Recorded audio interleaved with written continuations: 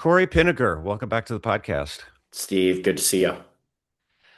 Corey, you've been on the podcast a few times. People who watch the show probably very familiar with you. For those who aren't, you're the owner slash founder of Team, which is a remote staffing company. I don't know if you recall, but one of our earlier conversations, and might even be going back a year and a half, 2 years, we got to talking a little bit about AI. And honestly, I don't even remember if it was on camera or off camera, but it was I won't say the early days of AI because it's been around for a long time, maybe more the early days of the LLMs that started coming out. And we were talking about AI's potential impact on the workforce. And things were not quite as clear back then, but I think we've seen over the last couple years the issues start to take shape a little bit as to what's the best way to use AI and how should optometric practices, how should medical practices be thinking about AI in 2026? I think that's what we're going to talk about today. And I tend to see a couple extremes here with how people use it. And I don't think this will come as any surprise to you, but on one end of it, it seems like you've got the people that aren't touching it at all. And they don't trust it. They got burned by it. They got some bad information and they said, I'm just going to stay away from AI. And on the other end, you've got people that are all in on the technology. And you with your company, if I understand correctly, have sort of taken a position of we're going to plant a flag in the middle. We need the technology to scale, but we need the human for the relationships. So, did I get that accurate? And can you build on that for us? How are you using it with your team? Because I think what we discussed the other day is a pretty good example of how optometrists, practice owners should be thinking about using AI in their practice. Absolutely. Number one, good to see you, as always. And even before hopping into that, you said something right as we got started. And I think that people with AI, and everybody has their right to reservations. Personally, not businessly, I have my reservations about AI being, does this eat our lunch in the future? But it's interesting if you go back and read the reviews or the comments of people right before the internet was starting to come out and be mass accepted, they are eerily similar. Why am I going to go type something in online? Now, today, if people don't have basic internet understanding, it is very limiting in doing certain things in life. And you read the reviews or the comments, sentiment of the market, it is eerily similar to the internet days. The second thing is in the early, I think it was in the 90s, the first automated bank teller, ATM, came out. And people were like, this is going to be the death of the in-bank bank teller. Since then, bank tellers have actually grown in headcount. And you can look at this, you and I discussed this when we were kind of discussing what we were going to talk about, that people are looking at AI as being a job killer instead of an enabler. Well, what if when you need to go get four $50 bills out of the bank, you could go to Wells Fargo and you just could get it from an ATM. But then when you needed to go get a cashier's check to buy a car for your daughter, or you needed to go exchange or wire a important amount of money, you still want to talk to a human. And it's interesting that didn't actually hold people back. It enabled them to do more. And so bank tellers grew. And there's a bunch of other examples. Carpenters with nail guns. It didn't limit the number of carpenters. It actually grew the amount of houses, the square footage of houses, the ornateness of the houses that we were building. And so I look and we look at AI as it is essential, no matter how we currently view. And I hope it can genuinely be safeguarded in the right ways. But if we can use this accelerant like a carpenter with a nail gun, then our people can do more scheduled calls, more insurance verifications, more claims submitted accurately. We're using AI not as a replacement or a fear-based tool, but as an accelerant to help practices do more. It's an interesting time we're in right now where people are looking at AI. And I think one of the biggest fears people has is it going to take my job? And I think anyone who's paying attention to the space has a mix right now of excitement. I don't know how you couldn't, but also I think some rational fear as well and some skepticism as to do we have enough safeguards around this? So let's just jump in. I was going to ask this later, but I think you alluded to something I wanted to just ask and maybe help address for the people that do have this concern is do you where do you stand on staffing, on AI replacing staffing? I think I've heard doctors say, "I'm a little bit concerned it's gonna take my role." I actually don't think it's gonna take the role of the doctor, and I base that not on opinion as much as research from patients who actually really like the idea of AI when it improves their care. But over 90% of patients have concerns that AI is going to interfere with the relationship that they have with their doctor.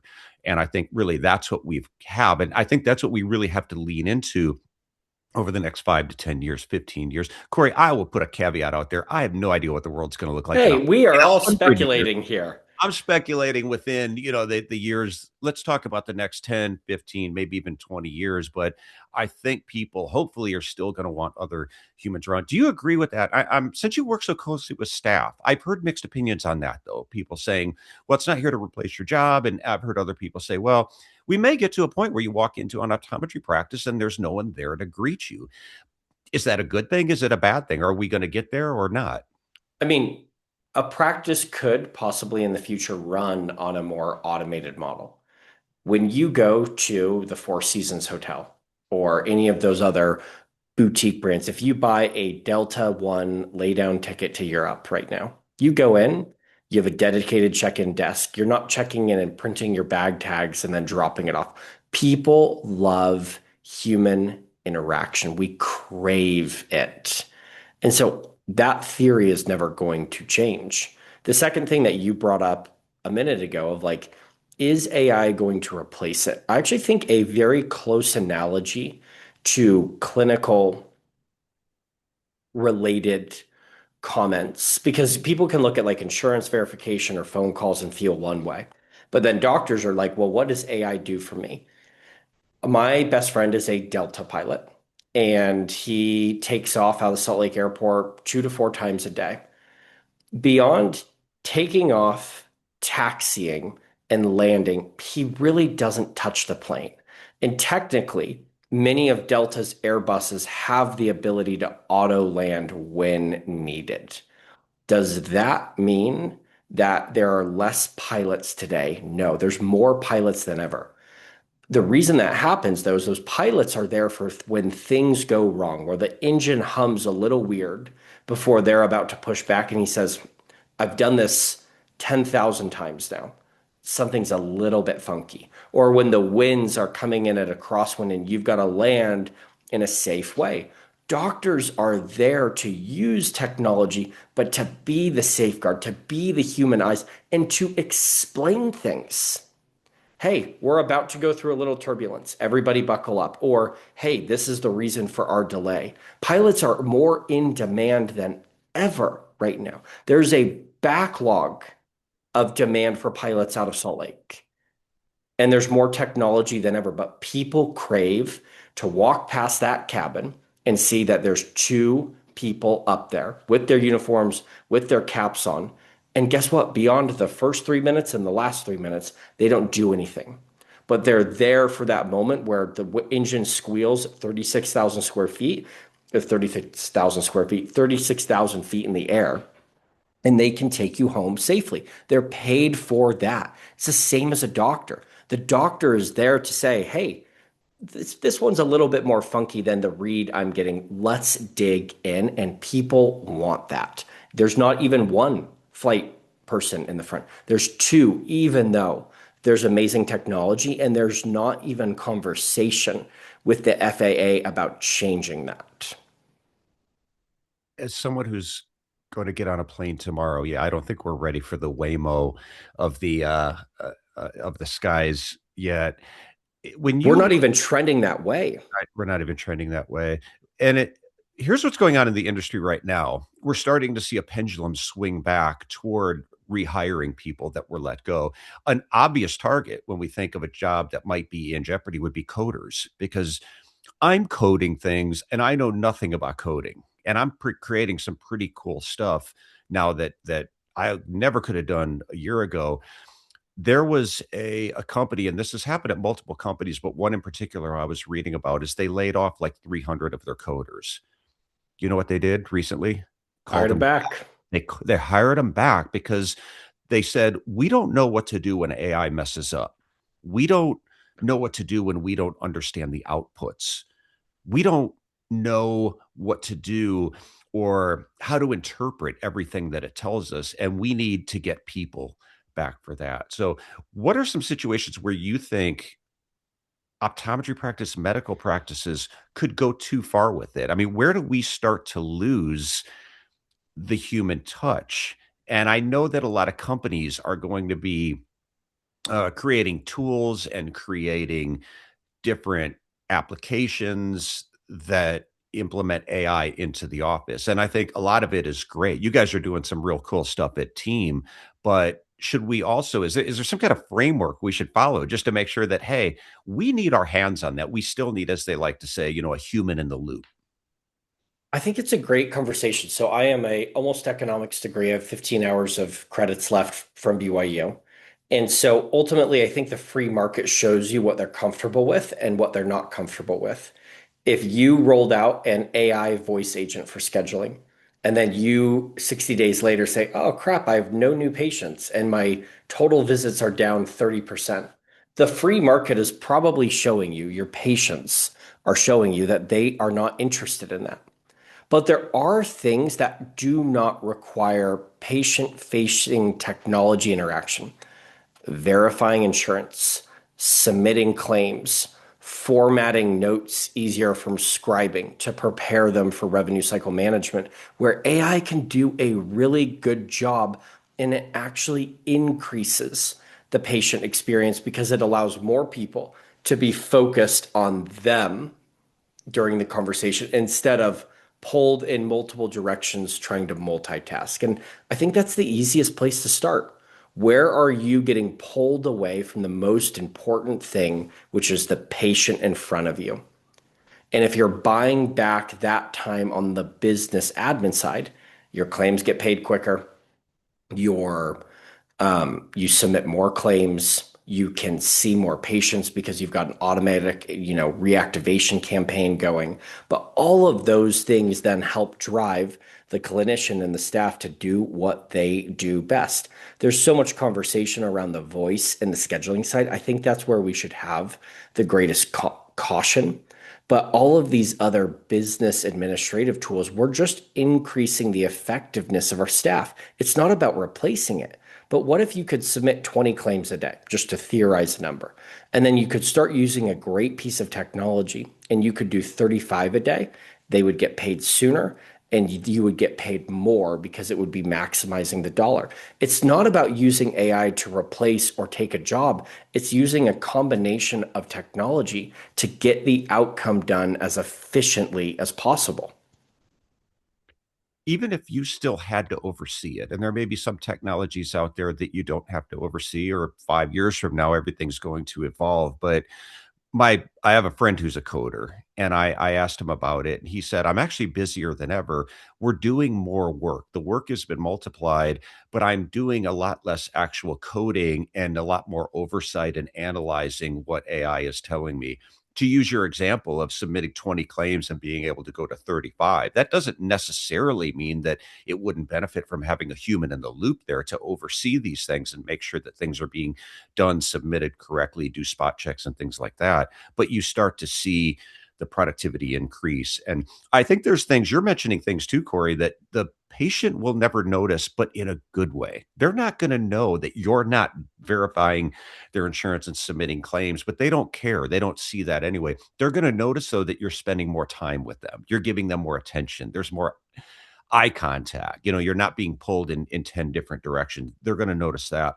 My question I have for you, do you see the consumers' acceptance of other things growing? When we talk about things like voice agents, because that's where the discussion goes a lot. If I call up a company and it's a chatbot, it's a voice agent, are people sometimes have mixed reactions about that, but I'm seeing the acceptance of it grow. A few years from now, will you almost just come to expect that if you call a company, it's going to be a really good lifelike voice, but you're going to know I'm may not be talking to a real person, or are we going to be okay with that? Acceptance is growing, but at the same time, and I'm sure you see this online, there is growing sentiment against AI slop or the poorly done solution. So if your voice agent is unhelpful, of course there's going to be frustration, but it's not even about the voice agent. We've all had that, agent that we have to text on a website or on the phone, and it just can't get the damn job done. If we create technology that allows people to schedule, allows people to confirm their appointment, allows people to check their balance in efficient and easy ways, I don't think they're going to debate it as much. And then when they do want to talk to a human, we give them easy, direct access to do so. I think we create things, but it's less about the solution and it's more about the experience. Yeah, that's absolutely true. Technology can be a great thing until it breaks. And then what's the first question we ask when it breaks? Isn't there somebody here I can talk to? I stayed at one of those hotels and was in Philadelphia, and it was about a year ago. And it was one of the hotels where everything is automated. And you check in. There is no front desk. There's no one to talk to. Your door opens at a certain time, and a lot of things are done by security codes and things like that. And I had a problem getting into my room. Kind of a problem, right? That's all I need out of a hotel is give me a room. Couldn't get in, and there was nobody to talk to. And that's all I wanted was another person to talk to. So I think it's a great conversation is there's things that I think absolutely, if the technology is there and it allows you to free up your staff to focus more time on the patient, great. I think the other things do require some caution before you hand it over completely. And it's like anything else. Is this adding value or is this taking value away? And there are certainly things with AI where if we could implement it too quickly or without regard for the patient, it's actually subtracting value. I also think there's a really interesting step back here too. It is, okay, what do I want to get in my practice? More people scheduled, more efficiency on the business admin work. Do I want to make scribing allow me to see more patients in a day? What are the outcomes that you want as a business owner? Then, do I need staff, software, or AI to help me drive that outcome? And then you go implement. I think right now we are all in the bright, shiny ball craze of, oh, are you implementing AI instead of where do you want to go as a business owner? I want to increase the patient experience this way. I want to drive revenue from 2 million to 2.5 million this year. I want to drive my take home pay from 160 grand to 220 grand. Where are you at? Where do you want to go in terms of the outcomes that matter? I want to go from 80 patients, new patients a month to 95 new patients a month. And then you can figure out what are the vehicles to do it. But right now, people are like, oh, we're using AI instead of, oh, this is the way that we're growing our business, which just means we're in like the bright, shiny ball syndrome of it. AI is here to stay. But I think stepping back and saying, what do you actually want for your practice or for your personal life? And then figuring out the mix of people, services, software, and AI that get you there. It's a combination of all of them. I think about how Amazon delivers packages. It starts as a plane somewhere or a ship, then it goes railway, then it goes into a semi truck, then it goes into a little box truck, and then someone walks it up to my doorstep. It's a combination. And so we just need to start thinking about what are we doing and then how do we get it there instead of saying, oh, I'm using AI. Most companies that have said, oh, we're using AI, just as you mentioned with your engineers, retract their statement 12 months later because they just tried to slap a solution on it instead of using a blend of different things to get what they wanted. Instead of saying, let's go get rid of 300 engineers, what if we said, what if we gave each of them codecs and all of these other AI-based tools, could we do more? Could we take these really amazing engineers and empower them? Well, then maybe when we grow in the future, we don't need to add as much headcount. Everybody else is coming from this idea of, oh, we can just slap AI on it and you're never going to need governance or human in the loop. And the world is proving humans want humans, and governance and humans in the loop is needed. It's a great point on outcomes first. And I think there's a lot of value to reverse engineering what you want to get out of this and looking at the outcomes.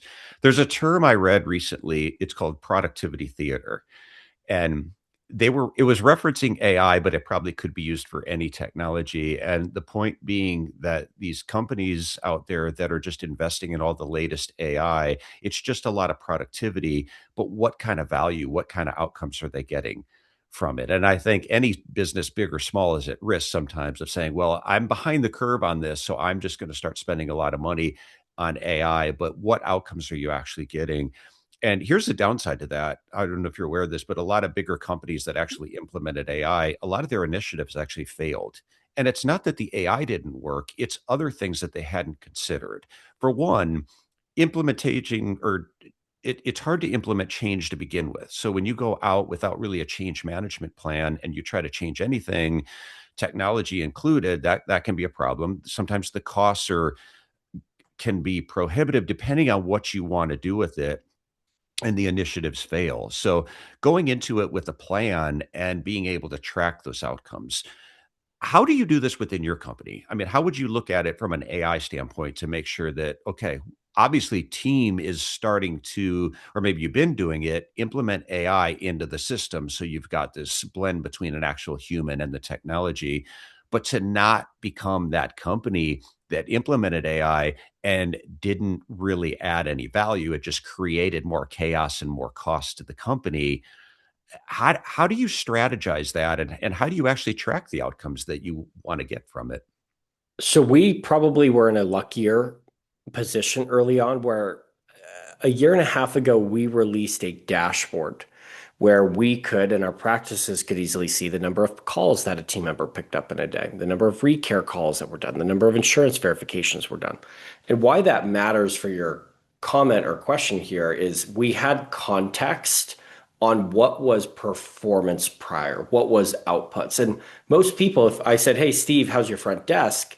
If you ask most practitioners, they say, oh, they're good, they're great. They're not saying, hey, LeBron put up 22 points last night, summer league.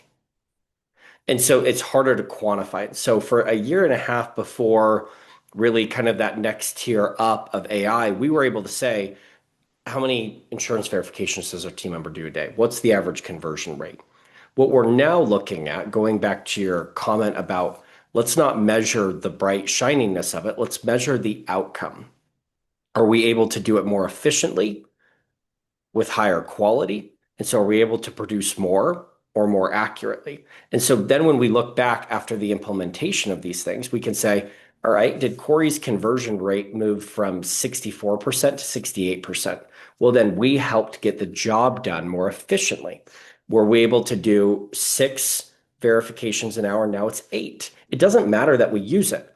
Are we able to produce more quality outcomes because of it? So far, we've seen about a 19 to a 20% increase of efficiency in different roles when properly implemented. But that's like the large asterisk caveat. Your implementation is not something where you say, hey, Steve, here's AI that's going to do your call coaching, or here's AI that's going to do your insurance verification. Our biggest lift has actually come from coaching and enablement of team members, not from where, hey, Steve, this is going to replace you in the future. It's, hey, Steve, this can amplify the value you provide. Show us what you understand.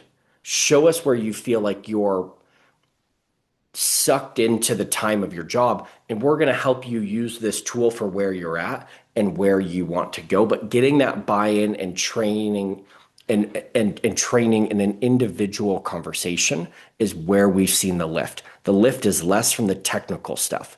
The lift is coming more from enablement and training and understanding that you can use this to amplify yourself instead of, hey, we want you to get really good at this tool that we think is going to eliminate you in the future. Feedback is great. Your software, my understanding is it gives people the feedback they need through the phone calls and what they can improve. How does that move to execution? I'm just curious, I guess, when I hear that it sometimes it depends on the individual. It just not unique to AI, but anytime you're giving feedback to somebody, are they going to accept the feedback? Are they going to implement the feedback? And I think AI has tremendous potential. You're using it obviously within team, but also potential for any small business optometry practice. But how do we go from, okay, it told me what I could have done differently, it told me where I could have said something a little differently, but how do we actually use that as a training tool to make sure there's accountability and that people are not just hearing it, but they're actually taking action on it too? Because I love AI's potential for a huge pain point, which is staff training. But I'm just curious about your experience with that. So on like the training side, when we use AI, it's actually where it tests your competency before it lets you go to the next part. So if we train someone on recare calls, they actually have to go through a mock recare call with 11 labs. And if they don't handle it correctly and schedule it correctly, so we're not just using it from a coaching perspective, but it is almost like monopolies. You can't pass go until you show that you're competent. In regards to coaching, you make a very valid point. If people are not willing and wanting to apply the feedback, it doesn't do anything. We will notice that there's not a meaningful lift in the performance. But right now, we're not sitting there holding their feet to the fire saying, hey, over the next week, you've got to apply these two motions. But what we do find is if we hire the right people who give a damn and want to grow, and then we can motivate them to say, hey, are you going to embrace these tools or are you not? And the fear is if we don't embrace these tools, do we all put ourselves in bad career positions? And so is everybody embracing the coaching feedback every week? Absolutely not. But if we can use that overall rising tide and show others with good change management skills, what's like, hey, Steve applied the call coaching feedback this last week and he moved from 64 to 68%. Well, maybe five of his other peers start doing the same. And as everybody continues to move up, it doesn't mean that it's mandated or forced, but that they're given tools to be more effective and provide more value. Yeah, and on the staff buy-in, I think it's how you present it as well. Anytime you want to implement any kind of change, sometimes the instinct as a boss, as a manager, as a business owner is to just say, "We're changing things and here's what you're going to do now," versus actually getting the buy-in of the team. And it's a similar conversation I've had, and I think you'll appreciate this, Corey, is the conversation around virtual assistants. And I asked people before, I said, was there any concern initially from the other staff that their job was going to be threatened by having a virtual assistant? And they said, no, because it's how I presented it. I went to them and I said, and keep in mind, like any staff, it's like my staff was pretty burned out. They were pretty tired. They're doing a lot of work. And I went to them and said, if I could just take three or four things off your plate, what would they be? And the light bulb went off and they got it at that moment. And they said it's been high acceptance rate. The buy-in was kind of easy once they understood that it's here to enhance. You like to use the word multiply the work, but also make their life easier, more seamless. And I think there's a ton of potential with AI uh, as well, and to have a very similar conversation. You called out something that I think is so critical and often missed. It's the impact of wording and the impact of why.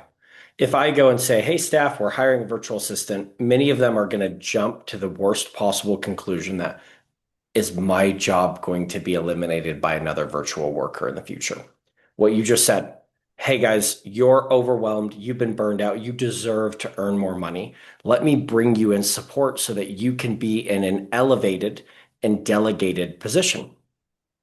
We're still talking about the same input of bringing in a remote or a virtual team member, but we're helping people understand this is to elevate and delegate you, or, oh, we as humans jump to the worst case scenario.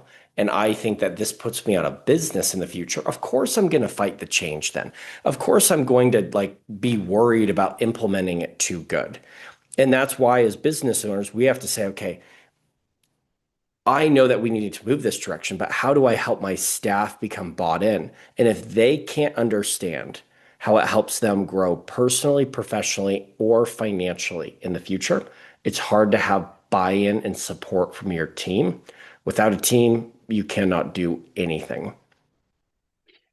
And if there's not some structure around it for you doctors who are saying, I don't trust it, I don't want it in my practice, I got burned by it a year ago, keep in mind, I got news for you.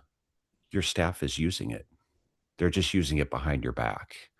There's a whole thing, it's called AI in the shadows, and it's a bit dangerous in a healthcare field because we're dealing with a lot of private personal information. But if you don't have the conversation with your team, if you don't have some kind of system, some kind of structure around it, or you're working with companies that you trust that's going to be able to implement it with the safeguards, there's danger and there's risk to ignoring it, to avoiding it, because the your team is finding ways that's going to make their life easier, but they could be doing it in ways that are detrimental to the practice and even dangerous and costly if it's not monitored. So I don't think you have to go all in tomorrow, but if you're not addressing this at all, and you see your front desk receptionist or your optician over there typing away on their phone, you're not quite sure what they're doing. Well, you might want to have that conversation just to make sure that everybody understands what is safe use of AI, what is not safe use, what companies we can work with, and make sure that you've got those safeguards in place internally. Because that's a conversation I don't think we're having yet. And the doctors that are very resistant of this are just not realizing and need to start realizing that staff is using it. The internet, like if we do not learn how to create it, we all have safeguards around our internet usage. We're not going on the dark web, we're not pulling up, certain pages, but we also understand that it's critical to being more effective and efficient today. It's now just learning how to master those tools. I think the thing that I have found so impactful is even as an owner, just start saying, what are those things that are really annoying for you to have to do that you even do in your personal life? Booking flights, doing some research on what trips or things to do in a city. And if you start just seeing that there's helpful value to AI for where you're at and where you need to be. You don't need to be the coder of tomorrow, but if you can start having a little research and trip planning done, and then, oh, maybe it can book these things, or maybe it can do that. People then begin to develop that snowball momentum where if I did this, maybe I could do this, and maybe if I could do this, and then your staff parts starts picking it up. And ultimately, people are doctors because they give a damn about patients and they also want to have balance outside of work. If AI is properly used, it helps you buy time back so that you can deliver a great service and product at work. And then at the end of the day, you can go home to your kids, friends, and family and live a life that you want to, that you went to school for, and not feel engrossed in the ever stress of running a business, which is hard. I want to close out there because you mentioned kids, friends, and family, and I think this is what all this is about. It's amplifying the human experience. It's using technology to amplify the human experience. And we talked a lot about the staff's experience with AI, the patient experience as well. And we just did a episode recently with Dr. Jay Henry who talked about after once he implemented AI and he's done it at a high level, he started noticing something. His staff was smiling a lot more. They were happier. And something else, he started getting comments he had never had before. Your office seems like they have a good time. This seems like a fun place to work. And it was like they were just freed from all the administrative burden and just allowed to come to work and just be human, be able to connect with patients, connect with each other, get along together. And it's really had a positive impact on the culture. And I really think that's what it's all about. Forget AI, forget the technology. That's just all technology. But what we really want, I think it helps you get that back in terms of the human experience.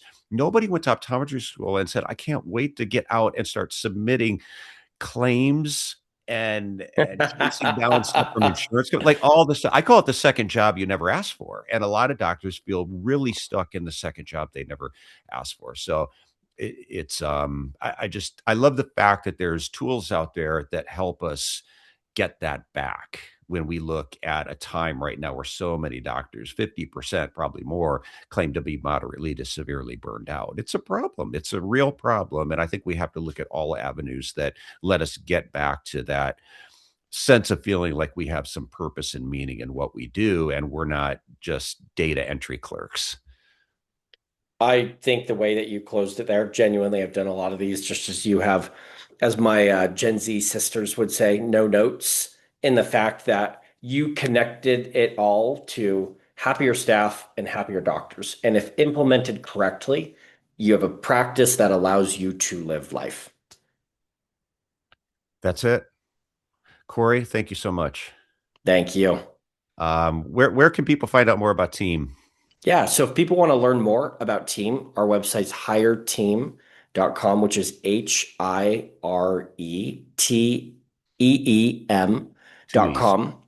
And if you go to our site, we'll have a page. We've recently been rolling out a lot of our AI initiatives to show you how we're empowering and accelerating our virtual assistants to do more, to produce more, to help practices buy time back out of this business sludge that Steve mentioned. So super appreciate the time with you all today. We love the optometry community and appreciate the partnerships that we've had with you, Steve, for years and so many others in this community.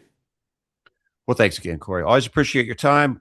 Till next time you're on, you're kind of a regular on this platform. So I like the conversations because they keep changing and evolving, but that's what technology does. That's a good thing. So I'm sure next time we'll be talking about new and exciting things. But thanks so much. You guys are great vendors for us over there at Team. And thanks for all the stuff that you guys are doing. Appreciate your time today. Thank you. Thanks, Corey. And thank you everyone for listening. We'll see you next time on the next episode of I Own a Business. Thanks, guys.